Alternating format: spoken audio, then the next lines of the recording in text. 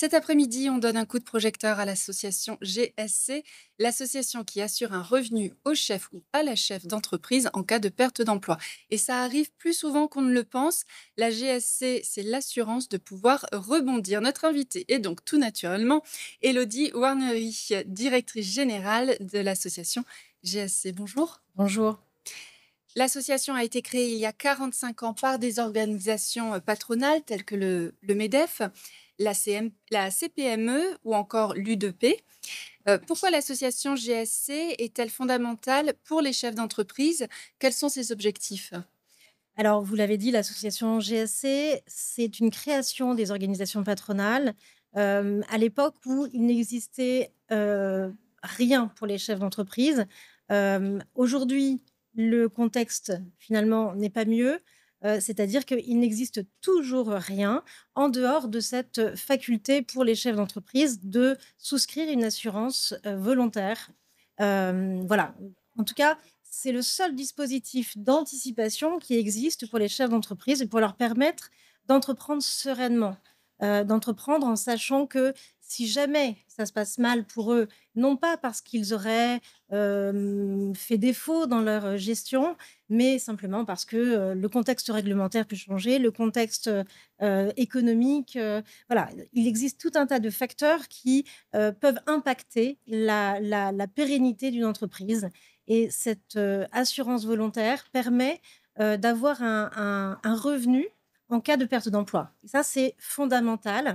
C'est la raison pour laquelle les organisations patronales et en effet le MEDEF notamment, ont donc créé cette structure qui promeut et qui propose aux chefs d'entreprise cette assurance. On peut faire à partir de votre site internet une simulation d'ailleurs, qui est très simple. En fonction des revenus, on va comprendre à quel taux, et on pourra payer une cotisation pour justement anticiper. C'est ça, Voilà. exactement, exactement. Sur le site, gsc.asso.fr, vous avez, un outil de simulation qui est en libre accès parce que c'est une volonté très forte de notre part.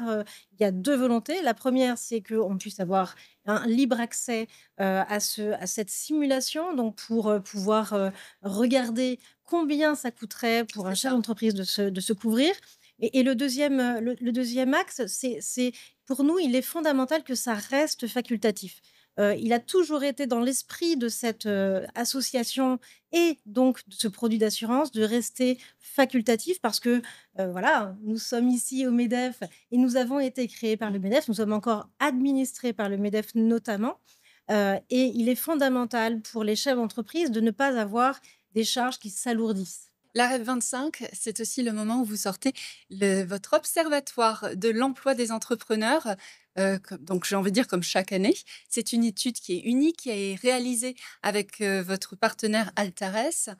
Cette étude dresse l'état des lieux de la perte d'activité des entrepreneurs. Que dit l'année 2024? Précisément, il s'agit du, baromètre de mi-année, 2025, parce que justement nous réalisons, chaque année un baromètre, de l'année précédente, Oui, pardon, c'est mais le qui premier intervient semestre voilà, 2025. qui intervient, généralement en mars. C'est en mars, qu'on arrive à avoir une vision globale de l'année précédente et c'est pour cette raison qu'il nous a semblé important d'avoir une vision, à mi-année pour voir un petit peu la tendance. Là, évidemment, la tendance n'est pas bonne, mais malheureusement, chacun pouvait le pressentir.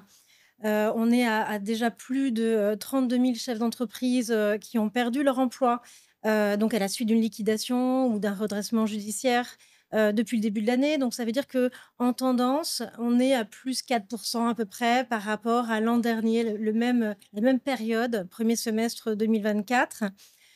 Bien sûr, cette augmentation est assez modérée et tant mieux. Cela étant, évidemment, il reste encore, quelques mois avant de clôturer cette année, dans un climat, économique qu'on connaît, dans un climat de guerre commerciale, d'incertitude, politique, économique. Donc c'est évidemment, en tout cas pour nous, un signal d'alerte et le signe que le choix décisif que nous devons réaliser, l'heure du choix est venue en effet sur, la le soutien que l'on doit, ou non aux chefs d'entreprise. Évidemment, pour nous, la réponse est très claire. Nous devons soutenir les chefs d'entreprise et selon nous, ça passe en particulier par l'information qu'on leur doit. Nous devons informer les chefs d'entreprise des conséquences pour eux, des conséquences très personnelles et très concrètes. Lorsqu'on dépose le bilan, eh bien, on se retrouve avec, évidemment, en dehors des difficultés avec ses créanciers, ses salariés, évidemment, on se retrouve également avec des difficultés à remplir son frigo, à payer les études de ses enfants et ça, c'est ce que permet, l'assurance, perte d'emploi.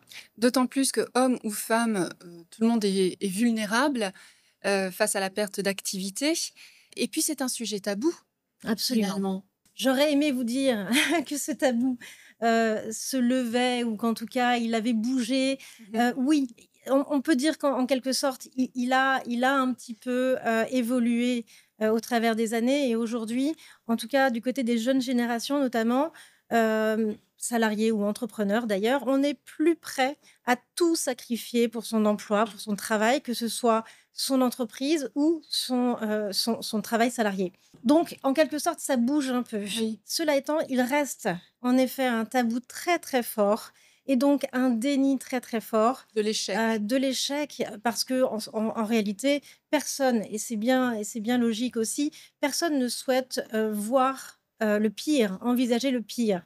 Alors nous, ce qu'on dit évidemment, c'est qu'il ne s'agit pas, d'avouer le peu de foi qu'on aurait dans son projet professionnel en prenant une assurance, perte d'emploi. Mais il s'agit d'anticiper et de mettre en place, en réalité, ce que les chefs d'entreprise font à longueur de journée pour leur entreprise, c'est-à-dire les moyens de maîtriser les risques. Là, il s'agit du moyen de maîtriser le risque sur sa situation personnelle. Et on voit que les plus petites structures, celles de moins de 5 salariés sont les plus touchées. 72,1 des entreprises, ce sont des entreprises donc de moins de 3 salariés qui sont, éminemment touchées par cette perte, d'activité. C'est donc les petites structures qui sont, en première ligne et c'est elles aussi qui font le Le tissu Exactement, entrepreneurial. exactement. Ce chiffre évidemment est à mettre en relation avec, le tissu entrepreneurial, donc la composition des entreprises en France qui effectivement est composée, on le voit bien, dans son quotidien, de petites entreprises et en effet, ce sont les plus vulnérables. Cela étant, on voit aussi que les grandes structures, les grandes entreprises ne sont plus tout à fait, à l'abri, des pertes d'emplois et ça, c'était effectivement, également un signal fort, qu'il ne faut pas, négliger. Avant de refermer cette page de l'observatoire, où est-ce qu'on peut le trouver cet observatoire? À partir de votre site? Absolument. À partir de notre site, donc je le répète, gsc.asso.fr. Voilà. Pourquoi les chefs d'entreprise n'anticipent-ils pas assez? La GSC est à leur côté sur le terrain. Qu'est-ce que vous avez envie de leur dire? Ok, oui, anticipez, anticipez, mais encore. Mais encore, faites-vous accompagner, ne restez pas seul. Donc évidemment, cherchez autour de vous les organisations patronales en premier lieu, mais également toutes les associations, les réseaux. Voilà, un chef d'entreprise a besoin d'être entouré, pour avoir les bonnes informations. On doit malgré tout faire le constat, nous, côté association GSC, que malgré tout, cette information selon laquelle un chef d'entreprise ne doit pas rester, sur l'idée que je suis chef d'entreprise, donc je n'aurai droit à rien et c'est bien normal. C'est comme ça, je prends mes risques. Bien sûr, on prend ses risques, mais prendre un risque, c'est dans la nature du chef d'entreprise, mais ça ne veut pas dire se mettre en danger. Question naïve, un auto-entrepreneur peut cotiser à la GSC? Alors non, tant qu'il reste sous statut, auto-entrepreneur. En réalité, l'auto-entrepreneur, c'est très, très bien pour démarrer, mais c'est simplement un statut fiscal, social dérogatoire. Ce n'est rien d'autre que ça. Donc lorsqu'il est sous statut auto-entrepreneur, c'est très bien, il est en phase de lancement, on l'espère pour lui, mais s'il atteint, suffisamment Chiffre de d'affaires? chiffre d'affaires, il aura la tentation normalement de monter une entreprise et à ce moment-là, en effet, on lui conseille de venir, nous voir. Merci beaucoup, Élodie Merci à Wannery. vous. Échanger, s'interroger, comprendre le monde en transition, se mobiliser et s'engager dans un esprit de convivialité. C'est la REF 25. La REF, la radio des entrepreneurs de France.